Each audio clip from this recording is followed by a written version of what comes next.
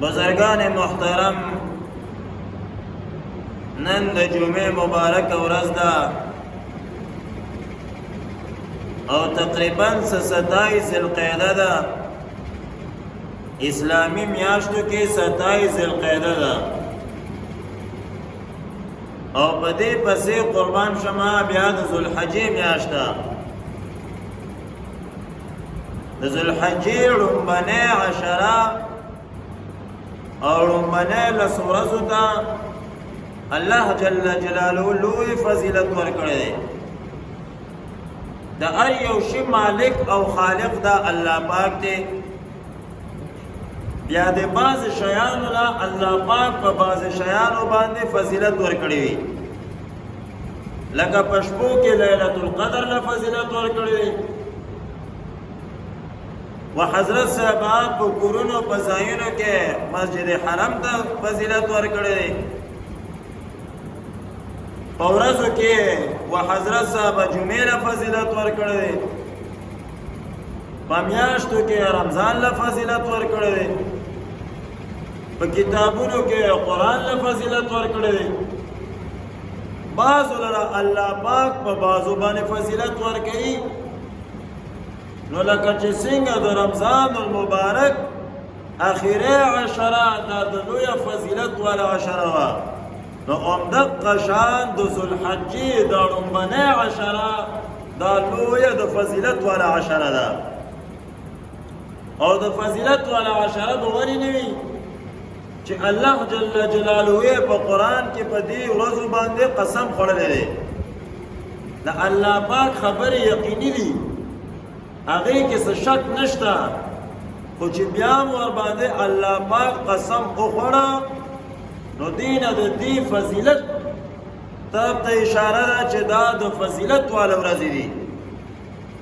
الله پاک په قرآن مجید کې بیان فرمایي والفجر وليال عشر، والفجر قسم می دی وی د ذوالحجې د لسمې ذوالحجې په سبا باندې.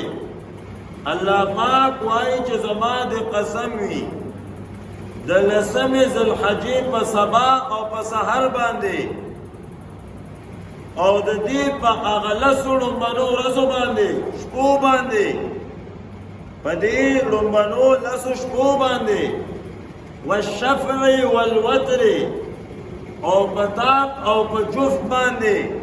نو طاق نه مراد نهمه ذوالحجه ده او د جفت نه مراد لسمه ذوالحجه ده.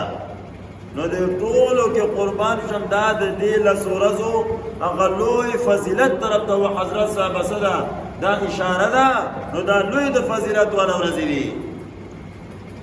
او عبدالله ابن عباس رضی الله عنه روایت دی چې رسول الله مبارک بیان وفرمایه چې په دې ورځو کې چې د ثواب د اعمالو څومره نیک اعمالو څومره ثواب او څومره فضیلت دی، بل ځای کې قربان شمه دومره فضیلت دا د یو شي نشته دی. صحابه کرام ورته وایي چې الجهاد یا رسول الله، جهاد نه هم زیات ثواب لري. رسول الله مبارک وایي چې او د جهاد نه هم زیات ثواب لري په دې ورځو کې عبادت کول.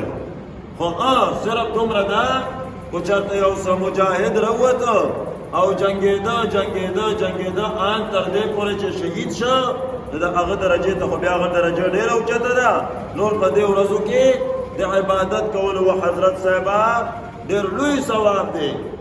په یو بل روایت کې راځي چې د دې یوې ورځې عبادت یوې ورځې روژه دا د ټول کال د روژو نه زیات ثواب لري. چې انسان ټول کال روژې ونیسي دومره ثواب به یې لکه چې یو ورځ د دې روژه ونیسي. او یو شپه قیام چې شپې څوک روڼه کړي داسې دا چې روغ کال د شپې روڼې کړي. د یو کال عبادت ثواب د الله ورته الله جل جلاله د یو شپې په عبادت باندې ورکوي. نو لویه د برکت والا عشره الله پاک موږ او تاسو باندې راوستله.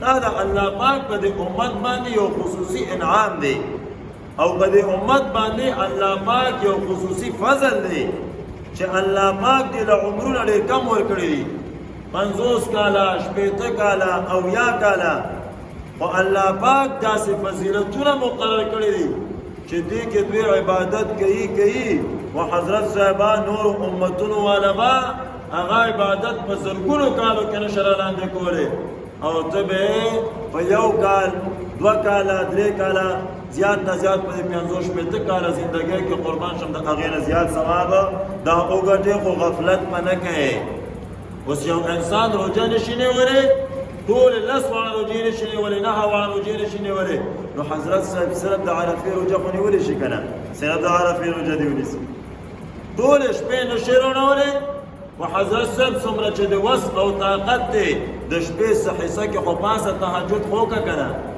چې هغه هم نشي کولی د ماسخوتن لمونځ په جمع سره وکړه د سهار لمونځ په جمع سره وکړه داسې دا لکه چې تا ټوله شپه دا په عبادت کې تېره کړي انشاءالله امید د رب نه دی چې تا ته به الله جل جلاله د پوره قیام اللیل او د پوره شپې به تا ته څه کړي او ثواب به الله جل جلاله د ستا په عملنامه کې دا ولکې خو شرط خو دا دی کونډې زویا څه خو بویه که نه داسې خو نه چې په تا پسې به ثوابونه کور ته رامنډې وایي دونه څه لږ شان کوشش او لږ شان طاقت خو به قربان شم تم څه کوې خرج کوې که نه